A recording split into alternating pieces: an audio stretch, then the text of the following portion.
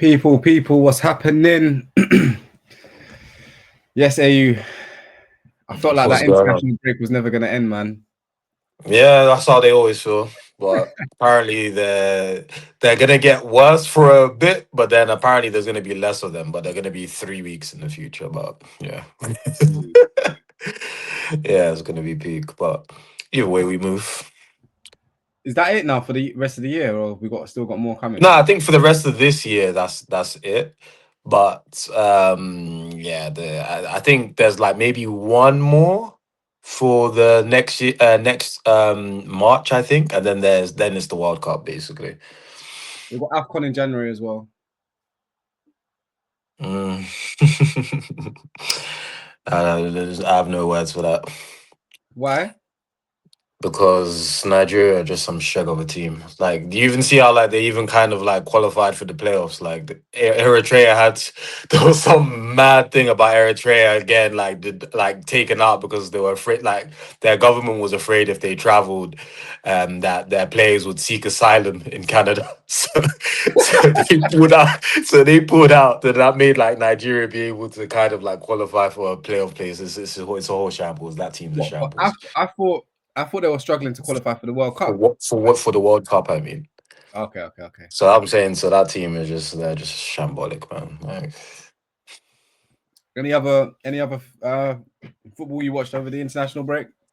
to be honest, I barely watched any football over the international break. I don't I really, didn't. unless it's World Cup or Euros. I don't really enjoy international football, so it's kind of a waste of time. Yeah, I can't even lie. I don't even watch international football, man. So, people, I'm sorry if you're here to hear about what happened on the international break. You're in the wrong place, mate. Yeah, I have no interest. Yeah, I have no interest in that either. But when the big tournaments come, like we're there. We're there. Mm. You know what I'm saying? So yeah, bruv. Should we anything you want to speak about in the world of football? Uh, There's still been things going on. well, um, to be honest, well, in terms of over the international break, are you talking about certain things that have been going on? Yeah, I mean, Well, the boy Hoyland's been keeps on scoring, so that guy's still doing Ireland, yeah. that guy's still balling out. So congrats to Big him. Big Ange kept his job. I don't know how Ange kept his job. I saw even I think a video I sent across to you. He's talking about my track record speaks for itself. I'll win trophies. So I was like, I don't think he realizes that he's at Nottingham Forest. Like he can be gone in any minute. So, he's talking about second season. He might not even get to Christmas. So we'll see.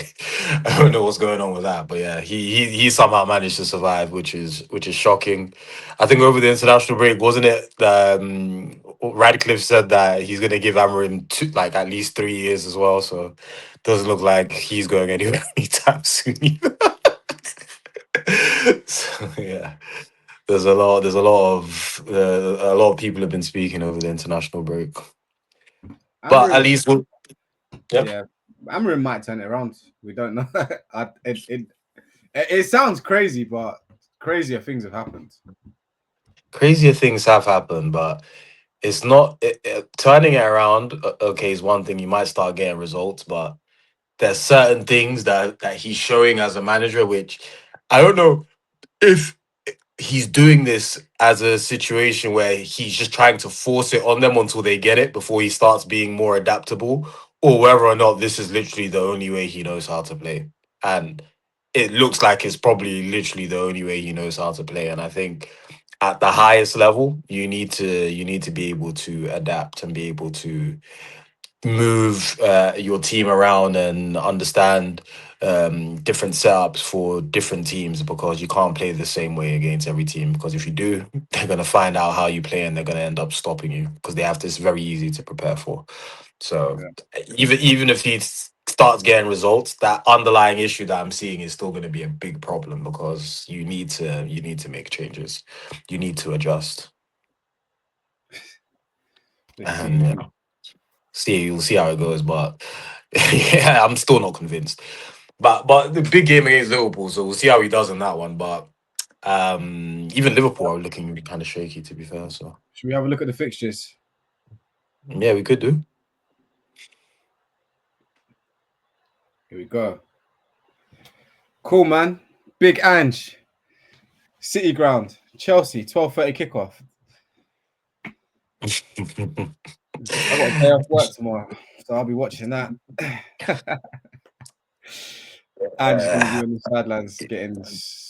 I never hedge my bets with Chelsea, bro. So Chelsea, I said from the start of the season, Chelsea are one of those teams where they've signed a lot of young players, and young players, one thing about them is they're going to be inconsistent. They're going to make mistakes. So it was always going to be a situation where they're going to have some very good performances, but then they're going to have some sticky patches. And I think Chelsea are one of those teams where you week in week out they can either be very good or they can be bad. But Caicedo is playing amazingly for them anyway, so he's looking like a quality player. Looking like probably the best. Not even probably, he's looking like the best DM in the league. And he's I don't know what's he's recently just been striking the ball so cleanly as well. Like he's been balling recently. So yeah, other than him, I think like all the other players are kind of a bit up and down. So I think they need to find some consistency. I'll still probably say they're going to win the game because Ange plays crazy football that isn't going to be adaptable to the team that he has. So I still think Chelsea will win, but with Chelsea again, you just never know. yeah, um, Chelsea are just one of those teams. Hard to predict. I just I don't want this big Ange thing to end. So hopefully he gets a draw or something so we can prolong the big Ange thing. Because if he loses, he's getting sacked. So I wouldn't mind Probably that. is. Yeah. I was shocked he didn't get sacked this over the international break. Like that was shocking to me. But they're linking Dash with the job, bro. That would be perfect for them. That's That I can't lie. That would be that type of manager with the way that they would want to play. I think that would suit the players that they have. To be fair, I even though it might not be the prettiest, but I think it will work for them. To be honest, I think it will work more than what Ange is trying to do. you Because say that, but they've got some Dash's football, players. they do have some good players, but I think the way the team is set up, I think it's built to soak up and then hit people on transitions. I think they have a lot of transition plays. Like even Morgan Gibbs White, his best game is when he has space to move into and power through in the midfield. When he is in congested areas, you're not really utilizing the type of strengths that he has. So I think especially if he's going to be your best player, you have to try and have a system that's going to be benefiting him, and especially when their defenders again are better used to sitting deep and then soaking up the pressure, which they were quite good at last year. So I think with just getting the best out of the best players, they will need to revert back to that counter attacking style. And I think Sean Dyche, even though his football is pretty hideous, he's gonna bring that style that'll probably work for the players, to be honest. What we got next? Brighton, Newcastle. That's a good game. Well, to me, see, Game.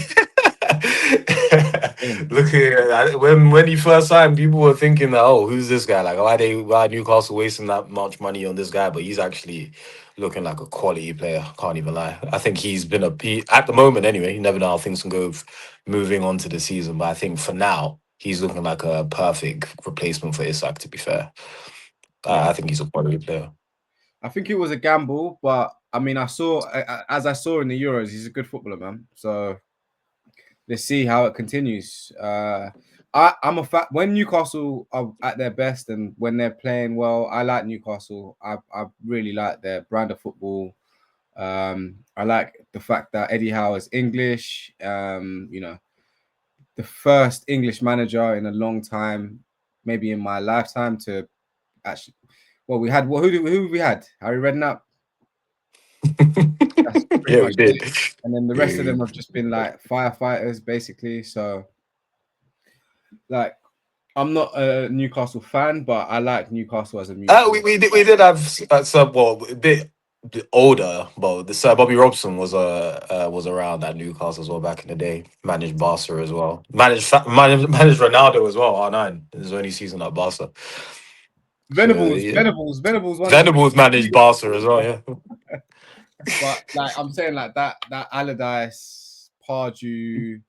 Yeah. Like even Pardew did a good job at Newcastle as well. To be fair, he got them up to like 5th or 6th. Like when he had Pape Cisse and all those guys, he actually did a pretty good job at Newcastle.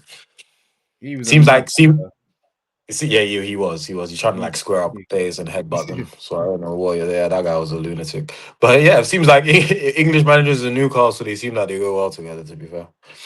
So yeah, man. Shout out to Eddie Howe, bro. Showing Pulis and all it. Actually, I don't even know if Pulis is English. He might be Welsh. Same stuff, but Yeah, yeah. Pulish as well. Sure.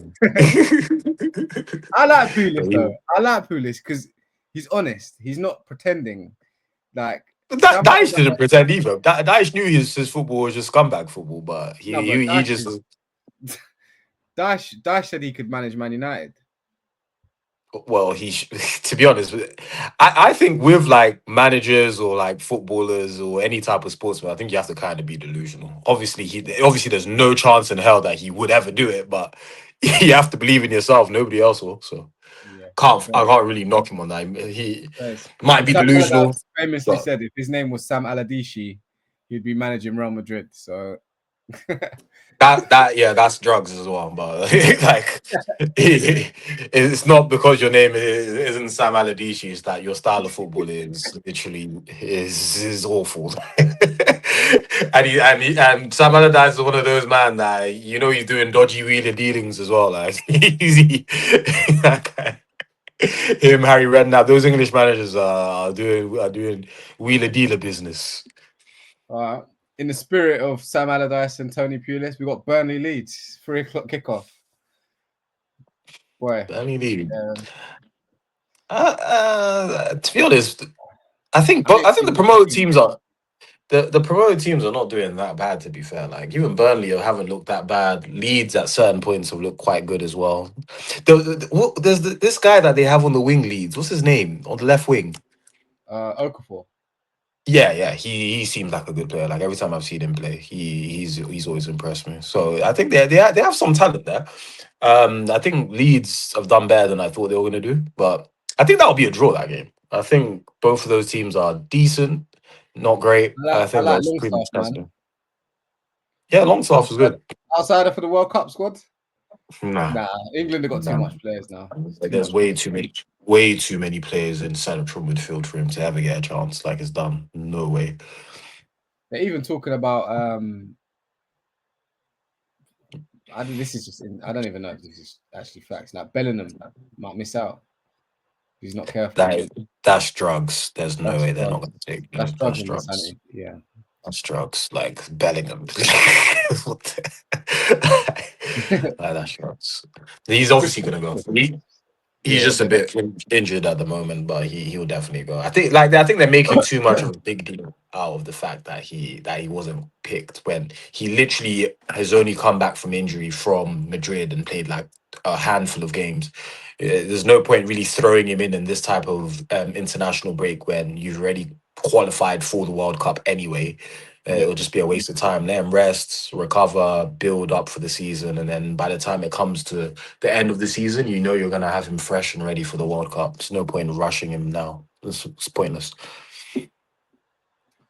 Bruh, like outside of the top teams, these are two of the best coach teams in the league, man. Crystal Palace and Bournemouth, bro. Yeah, It's a good time to be a fan of definitely. these two clubs. Definitely. Two managers linked to United as well, going head to head. Yeah. Having let's see if they have their audition. Let's see if we keep to our word and actually keep hammering. Because I think if he does go, one of these two managers will probably be the next two that are taking over. I don't know. I think I'll probably even go for Bournemouth that game. I think Semenyo is looking like he's going to have an incredible season this year. He's hit the ground running and he just won't stop. And he's involved in everything as well. So it's not even just the goals, but he's just dangerous wherever he is on the Yeah. pitch. Yeah. So Literally. he's just a dangerous player. So yeah, hopefully he keeps up. I quite like Bournemouth. I think they're a very good team. I think they're very well coached. They've lost a lot of quality players, but it doesn't even really matter to them. Yeah. They Literally. just they That's just the thing that plug impresses and me the play. most. Yeah, Literally, plug and play. their first choice back four gone. Yeah, just plug and And play. goal, Doesn't matter. even though Yeah, it was Kepa, he was their first choice last year. So yeah. Plug and No, play. that's the Plug thing. and play. Literally plug and play. What That's do they say the in that's the America? What's their thing? Next man up. yeah. That's pretty much what Yeah. it is. It's like, all right, cool, you moved out. Even like, Brighton used to do it as well for a period in time. They're still a good team as well. But like I think is they still do it actually because they got rid of Caicedo and Believers coming up, so they're still kind of doing it. But yeah, they have Bournemouth have a very good way of just replacing the players that They're leave playing and football manager. keeping. Yeah, pretty much. All these all They, these all they these don't. type of teams like They're even Bournemouth. letting go of guys that don't even make. It doesn't even. Why are you letting? They let go of some guy to Marseille. Uh, some Matt O'Reilly. They let him go. It's like, yeah. Anyway, But yeah, there's so they're doing Moneyball like all these yeah, they're doing like that. mid all these mid table like Premier well not necessarily mid table all these like mid tier Premier League teams like Bournemouths, your Brentfords, teams like even Brighton, like these guys are what they're thinking about is doing Moneyball, trying to get the best bargains that they can and players they can invest in to sell on for profit and then just recycling the process. Like Yeah, these teams are not really interested in trying to like build like a formidable team to like challenge for things really. They're just there to recycle the funds, keep on bringing in high prospects that they've identified that they can sell on for profits and then just rinse and repeat, stay in the Premier League and just that's it really. And they're doing a good job of it, but they might end up messing around and actually qualifying for Europe with Ariola, so you never know. yeah. But Palace already qualified for Europe with what's his name with Glasner as well. So even should have been in the Europa League, but kind of got shredded there. But yeah, two good teams. I think Bournemouth gonna win that game. I think both teams will have a good season. And even Glasner as well, similar thing. He's lost some big players, but yeah, still been able to keep the everything moving forward. Everybody in the team is improving as well, which is good. Adam Wharton's looking like a quality player. He should definitely be one to watch for the rest of the season and for the England squad definitely as well. So and another big reason why there's no way that any person like Longstaff is gonna get anywhere with the team. Oh, my boy, Sean Longstaff. Oh, Mm. Man City, Everton. Erling Haaland hat trick. Nah, Moises' teams are a bit more made a bit Yeah, of better stuff, but is Grealish? Grealish is not going to be allowed to play, is he? nope. Took Yeah, him out of my dream team as well. Everton are So losing. yeah, Everton will probably lose that game. Haaland will score. I don't know how many goals he'll score, but he cannot stop scoring. Yeah, He's at yeah home, he's just three he's o'clock. not stop going. He'll score. Nice He'll and score easy. at least one. Yeah, At least one. yeah. City need to make it a bit interesting, man. Come on, man. See, one of those teams. Though, I think at the start of the season they're never really that great. Like they can be quite up and down. It's when it starts getting to like December, January. That's when usually they start to figure things out a little bit, and then they'll become settled and then start to move through the gears. But at the moment, they're quite up and down. And I think obviously they're in a transition. They've signed quite a lot of new types of players than what they usually would be used to. Lost a big player in De Bruyne as well, which was their main creative hub as well. So they're trying to find different ways to play to be as creative. So, and I think with what they've got, they've had to adjust their style a little bit rather than just like trying to dominate games in midfield. Now, I think they're happier to play in a bit more of transitions now, and they've got players like Ryan Diaz that can power through the midfield as well. So I think they are in a transition. They're trying to figure out what the best way to be effective is with the players that they have. So I think as time goes on, and if Pep still is the manager that we think he is, he'll find a solution, and that team will start to tick a lot better on during as the season does go on. I think. Yeah, yeah. All right. Sunderland Wolves. I mean, I think I said it. I just Sunderland. I'm not gonna bet against Sunderland at home for the whole season. No, you So can't. I've never heard of their manager before. I don't know who he is, where he came from, or what it is, but they brought him some good, talented players, man, and he seems Yeah. like he's not a Tony Pulis, basically. You know. So Yeah, true. and Wolves are in a precarious situation. Um, they've consistently been on a talent drain, Yeah. and that catches up to you at some point. Yeah, they're playing Moneyball wrong. They're selling players and then just not replacing them with like the good enough quality. They're just getting Yeah, worse and worse as time goes on. Like think about the players that they've lost. They've lost like some quality players that haven't been replaced properly at all. Like they lost Cunha last season. They've lost people like Ruben Neves. They've lost Neto. Like all of these players are like big players. Jota was playing for them. Like they've lost some big players, and the players yeah, that they've brought in to replace them that have not been the same quality. So yeah, so they're playing Moneyball, but rather than constantly getting in the new players and then selling them on for profits, they've got in the good players, sold them all for profits, and then just got worse players and become a worse team. So yeah. That's they're that playing that Moneyball wrong. that talent drain is just like that's gonna catch up to you, and it's like Yeah, you they're end up playing it in the wrong. championship, and then it's like, yeah, Yeah, they're the playing. championship is like literally like it's Yeah, people are that people are it could starting become to hell. realize like how lucrative it is to be a Premier League team. And if you are Sunderland, and like if you look at some of the players that Sunderland have now brought in, so let's say for example, your Birmingham, your Wrexham, your these clubs. I don't even know about what's going on in the Championship this year, but you just have to get into the Prem and then hire someone that knows what they're doing in recruitment, and you can very easily become a Premier League team, Yeah. because teams like Wolves, teams like West Ham are going backwards. Yeah, they're not run well at all. So So if you come in and you just run somewhat competently, then you'll do well. Like Brentford are even an example of that. Run competently, yeah, and they were able to stay in the Premier League, build on season by season. So yeah, there's definitely even there's definitely even clear Bournemouth, evidence that's been done. Bournemouth as well, even yeah. Bournemouth, Bournemouth like as well. Bournemouth are like, I swear their ground is like 11,000 people. Yeah, it's one of the. I think it's the smallest ground in the league. They're looking like they're Brighton is a team that, I mean, we're not going to give away our age on this podcast, but we're both born in the early 90s, and like Brighton were never ever a thing Yeah, ever. Do yeah, they were. you know what I mean? So Yeah, not at all.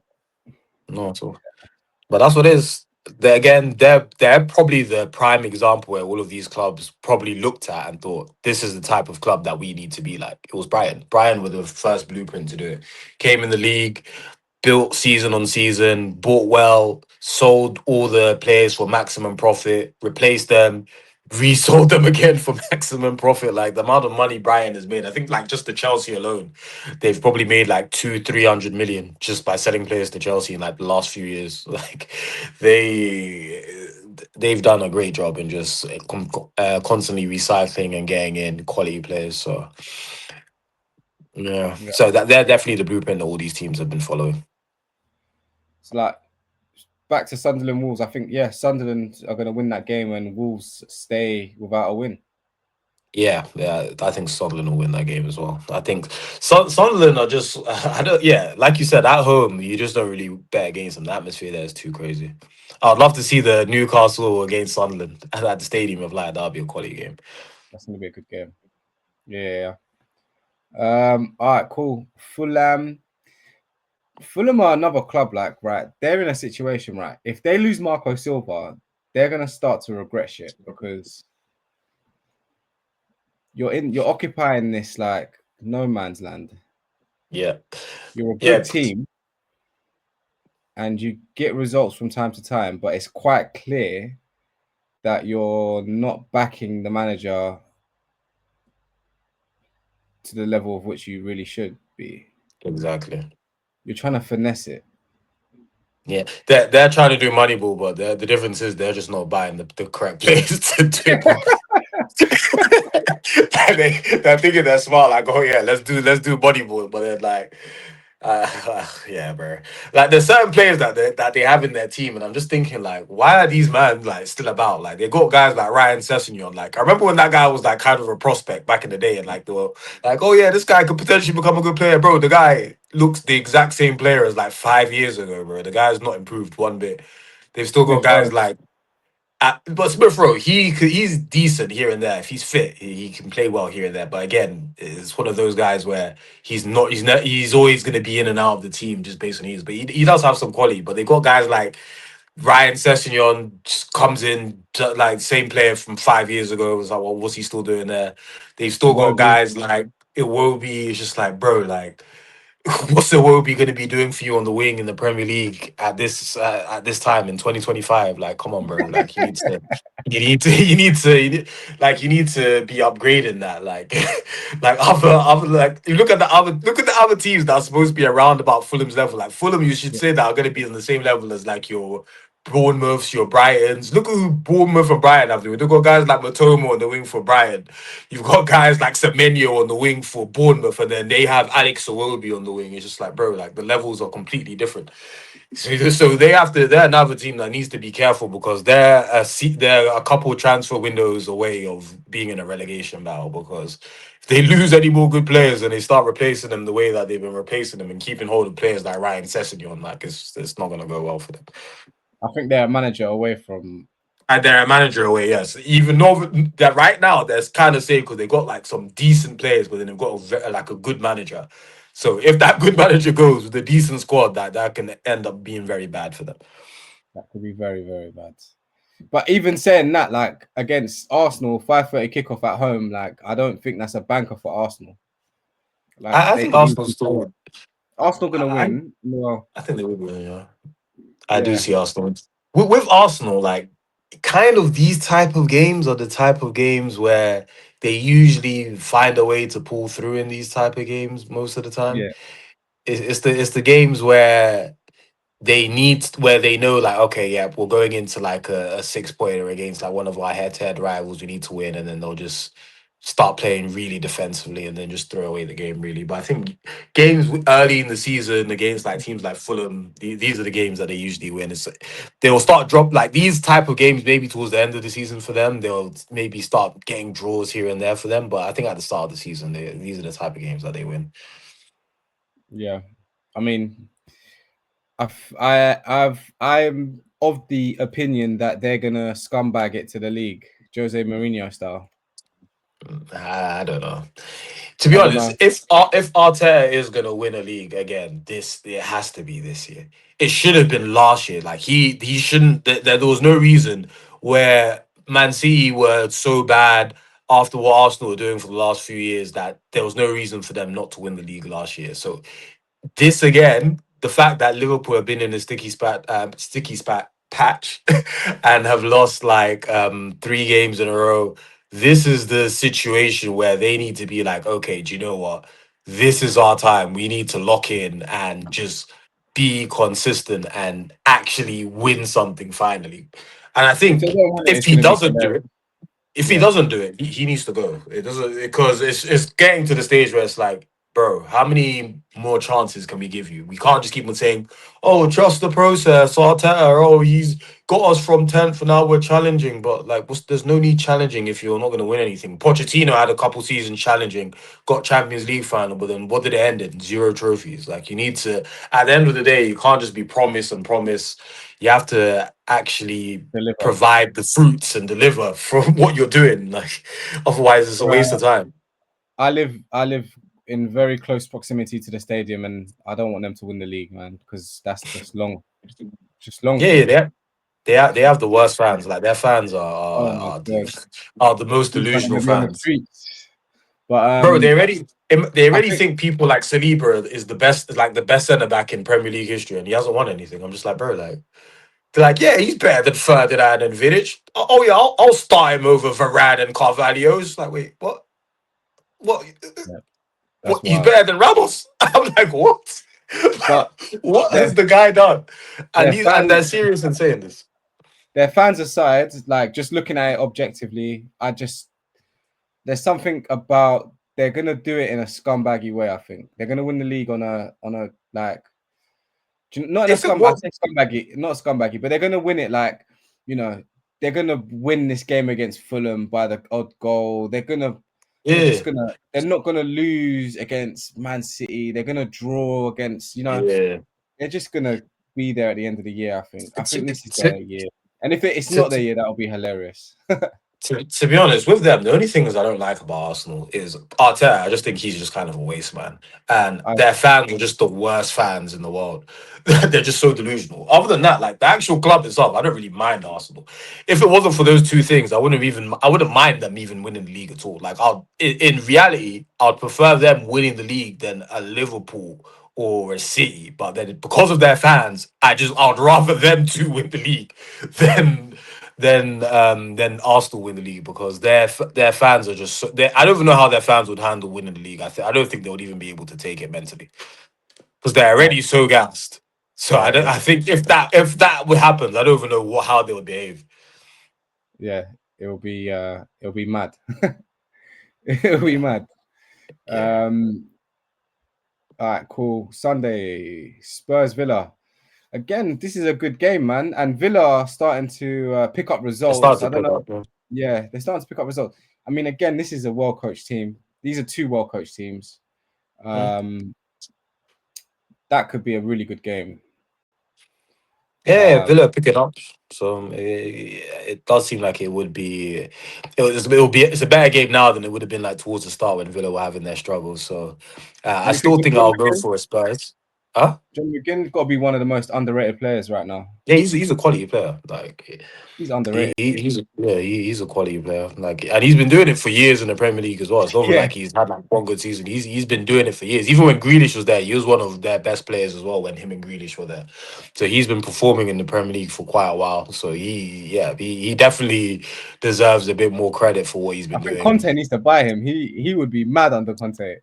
Yeah, but John, yeah, McGinn is a Conte player. He'll go there and start like score. He'll probably end up scoring like 15 goals or something, be Ballon d'Ors, Ballon d'Or nomination, win the league. Yeah, bro, that kind of guy is like a Conte player. He would do well for Napoli. John McGinn's a modern Barclays man. Yeah, he is. He John is. McGinn, Nah, modern yeah, Barclays. yeah. He's a good player. He's a good player. A good player. Anything But Spurs? I'm still waiting to see Kolo Mawani, bro. What's going on there? I don't know. But I think that they're trying to give Teller a run in the team. Tell's looking better at least now than he was last season. He likes So Richarlison as well. the thing is about Richarlison is one of those weird players where randomly he can be very good, but then majority of the time he's just not good. It's just one of those ones where you just never know. Like one day you could play, you'll score like two goals, maybe and like one of them will be a worldie, and then the next he won't even be able to control the ball, won't be able to shoot, and just look like lost on the field. Like he's a weird player, very very strange player. But yeah, I think they do like Richarlison. I think Richarlison, like he is, like I said, he can be a good player, but he's one of those players where you can't really trust him. Yeah, but it's like he's ahead of Solanke right now. 60M Solanke. The thing is about Spurs, like they've got like what four strikers that are kind of Similar. all within touching distance of each other. Like none of them are really like you can't really look at one of those and say, okay, this one clearly stands out from the rest. They're all kind of around the same level or with each other, which And I don't Richarlison's the know. one coming out on top, which is mad. Yeah, exactly. So I don't know.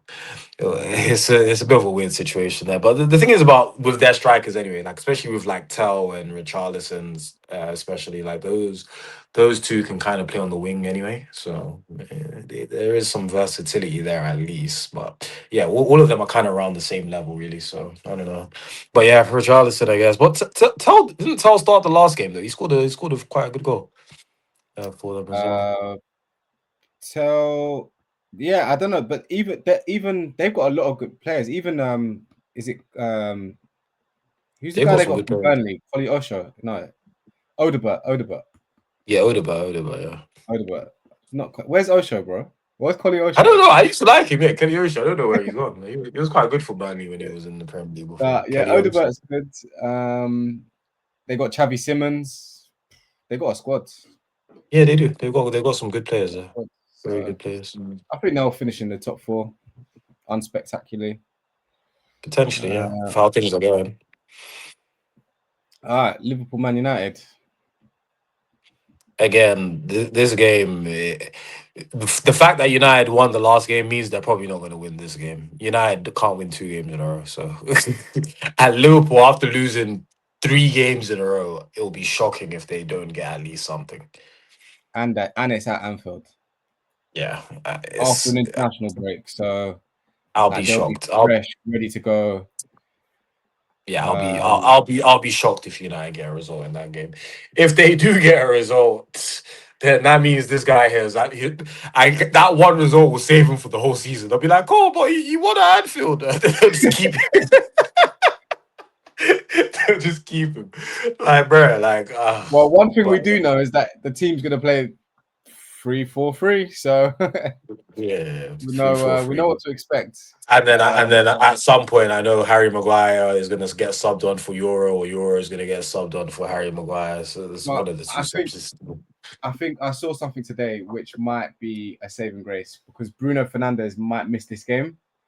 And I'll tell you something now. Bruno Fernandes in a two-man midfield at Anfield against that Liverpool team, no matter what their form is, that would have been hell for Bruno, bro. Well, what we're going to see now, we're going to see a different type of hell now. We're going to see a hell where because he's now not in the team, we're just going to be sitting back and not create anything. And we're just going to be there, sitting back, No, Embuemo and Cunha, bro. playing the worst type of football. Embuemo and Like, Cunha. bro, what are they gonna do from like in the front three? They can't be dictating the midfield and like trying to like progress the ball from like and getting the ball from defense, unless you want Cunha to be dropping all the way back into his own half to try and like collect the ball to drive it forward. Like, because what's gonna happen if he doesn't play? It's gonna end up being Ugarte and Casemiro because he's not gonna play Mano. And then it's just gonna be, bro. I can't lie. That type, you're gonna. I will, if that happens, you'll see my exactly what my point has been this whole time. Whenever I talk about Bruno not being in the team, you're gonna see how awful we play football. Like I every kind of single time. I just think it's good for Bruno to just not have to play in Do that. you know how bad it is? Bruno in the 2-man midfield in that three, in that three at the back. He's not. It's not good for him at all. Like No, obviously because of the way his positioning is, he will always get found out, and it's easy. It's easy to play around him because even with him, he does try and give a lot of effort and try and run into tackles, but then his positional sense in that type of role isn't there. yeah. So it's easy to play through the midfield. But then that's the cons. But then the pros of him playing in that position is because yes, he is able to pick the ball up in deeper positions. He is able to find the people further in front of him with pinpoint passes, which I think at this stage he's the only person in the team that is able to do that.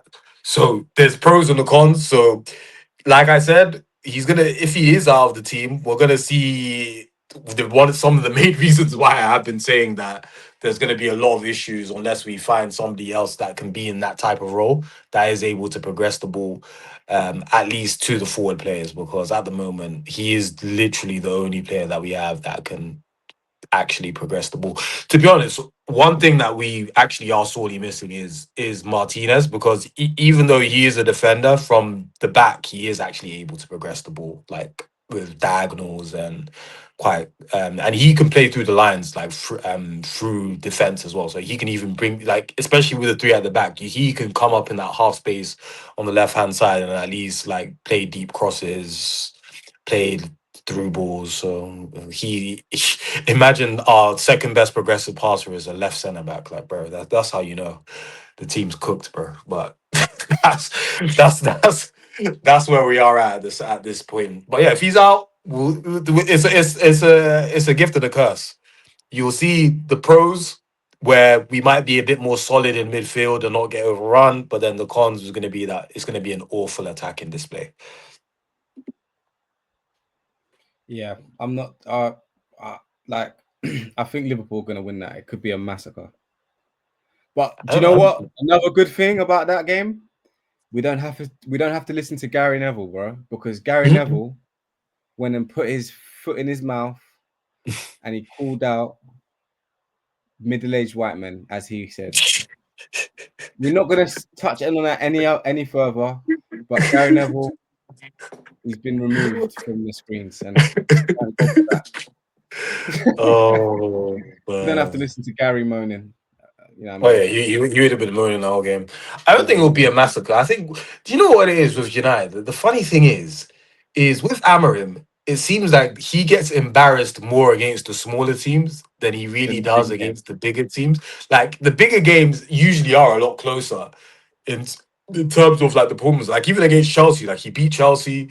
He did get bad against City though, I can't lie. But even again, even in that City game, for the first 20, 30 minutes, we were performing quite well in the game. It's only after we conceded the first goal that the game kind of went away from us. And we just kind of got outplayed.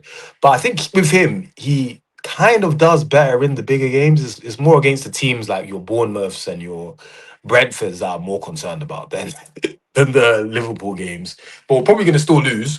But I don't think it will be like an absolute battering. But I think Liverpool need to win that game because if they don't, I think there's just some serious problems going on with that club. You can't spend 200 plus million on two players.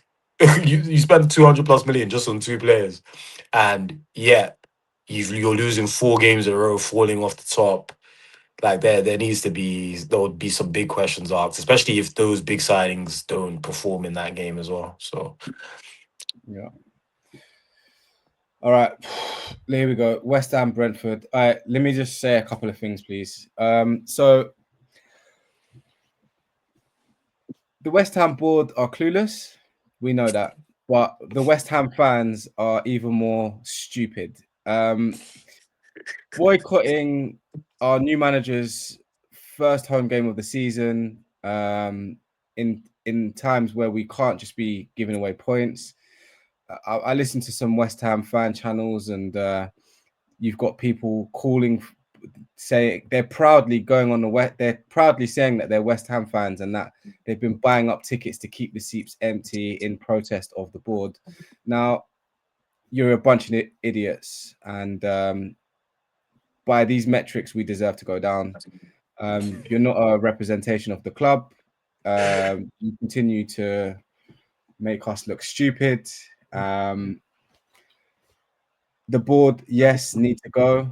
However, boycotting the man's first home game, we are in a toxic, terrible situation where if we lose this game, I just can't see where we get points other than if we play Burnley, or you know what I mean. The mhm. Premier League is a different animal, and we're probably going to go down. Yeah, I don't know. It's not. I think. Do you know what it is? The thing is, I would have said you were 100% going down with Par. With Nuno, I think there is. I think he has enough to work with to keep you up. But the only thing that is going to be an issue with West Ham, and I think it's a similar issue that we have at United, where I think the atmosphere just around the club is just kind of toxic at the moment, which I think when things are already not going well, it kind of drags things down a bit more.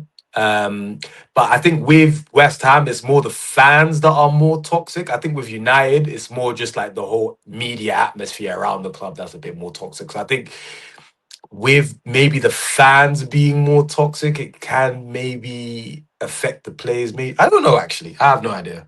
But I think it's just a different type of toxicity, really. Yeah, like with what you said there, I think yeah, it's more of the fans' toxicity that it is with West Ham. So, but I do think Nuno does have enough in the team to keep them up if they buy into what he's going to be doing. But yeah, I think there does need to be changes in the club just as the way it's run because yeah, that club is a club that is a very poorly run club. I can't even lie. But yeah, like even how they even got Nuno in the first place, like sacking the manager on match day is just like, what is the point? Why?